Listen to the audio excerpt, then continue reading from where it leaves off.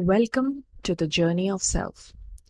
This is your coach Mehnaz Amjad, and in this series, we will be embarking on a journey together with an intention to help you take one step closer to your best self. This series is designed to help you overcome obstacles that are holding you back from living your best life. Let's get started. Our today's session, I would like to talk to you about the title of the session, which is What Will People Say? And to this, I would like to share with you a story from my own personal life. Many years ago, my father's aunt, after a prolonged illness of 10 years, we finally lost her.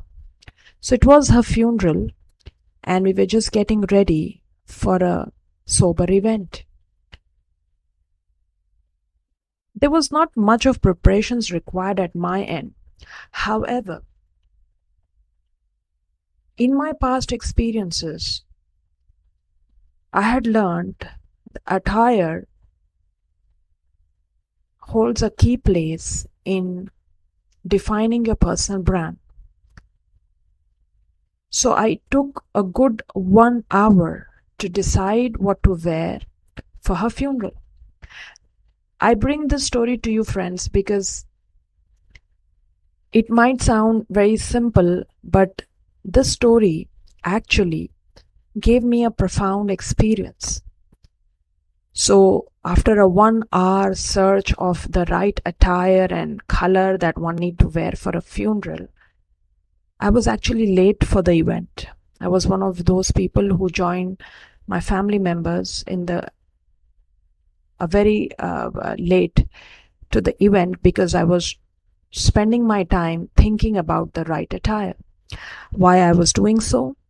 Because I had a lot of assumptions and narratives that I used to tell myself that attires play a key role in defining a personal brand.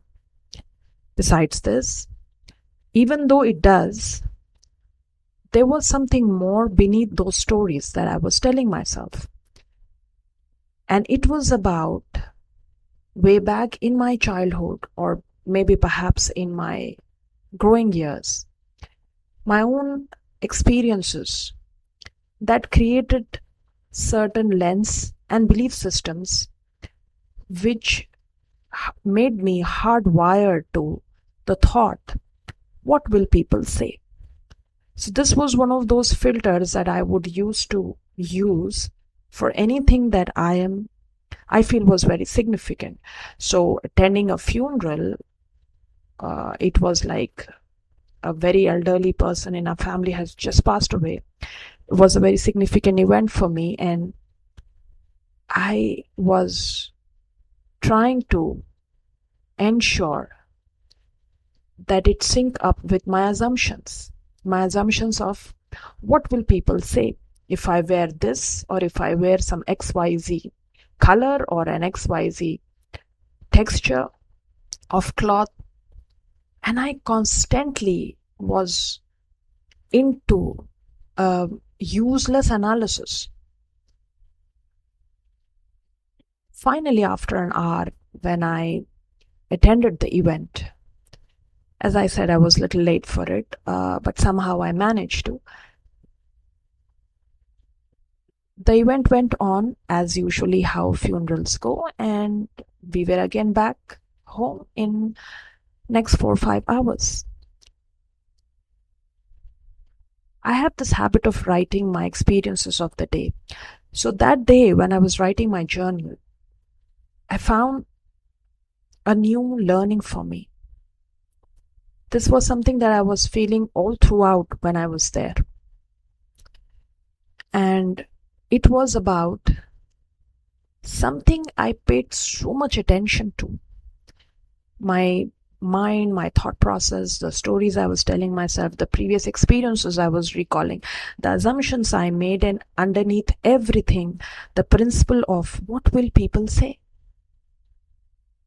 So when I was writing my journal that day, many years ago, I realized not a single soul in the entire event had even few seconds to spare for me, to talk to me, or to even pay attention to what was won.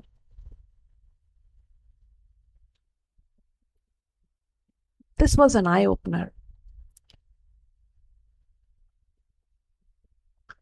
I constantly thought to myself, I was wasting a good 1 hour of my time into something so irrelevant just because I was constantly thinking, what will people say? Why have I become such a people pleaser? Constantly thinking about what will people say.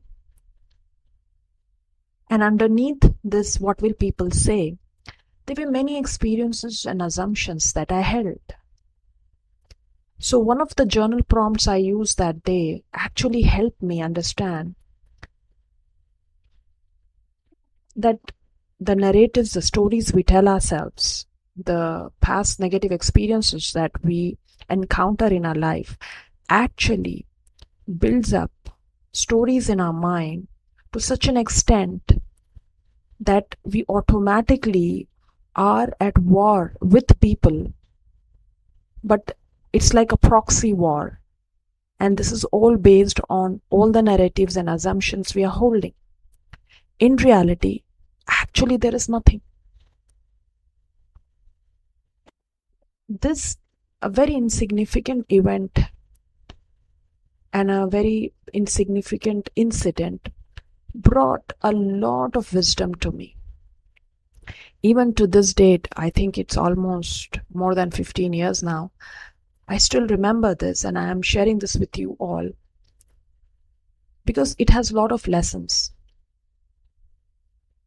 So the call to action for you is, if you are also caught up in your life with what will people say syndrome, remember this. Our assumptions and the stories we've been telling ourselves, the proxy war we hold with people around us, even without they not knowing it, are all based on certain past negative experiences.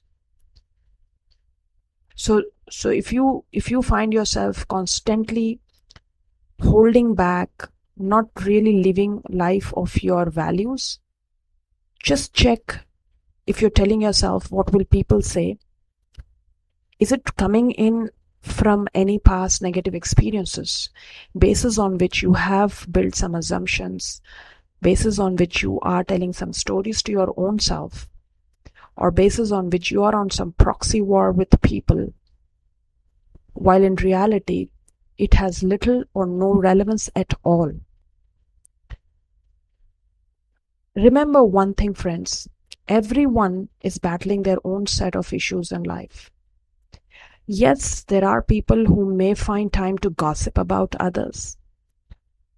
But do you really think people gossiping about you or telling something about you, does it really make any difference into your life? So to get rid of this what will people say syndrome, approach life with a positive outlook, specifically when it comes to decisions or choices you want to make.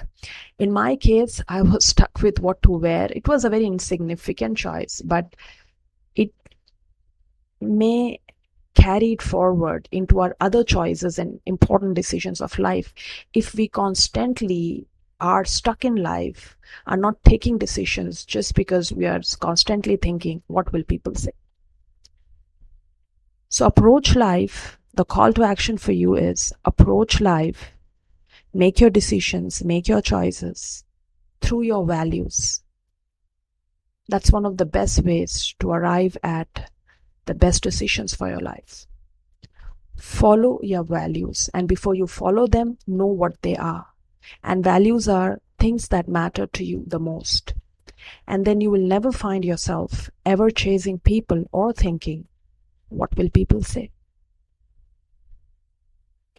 Thank you for your time, and I'll talk to you soon.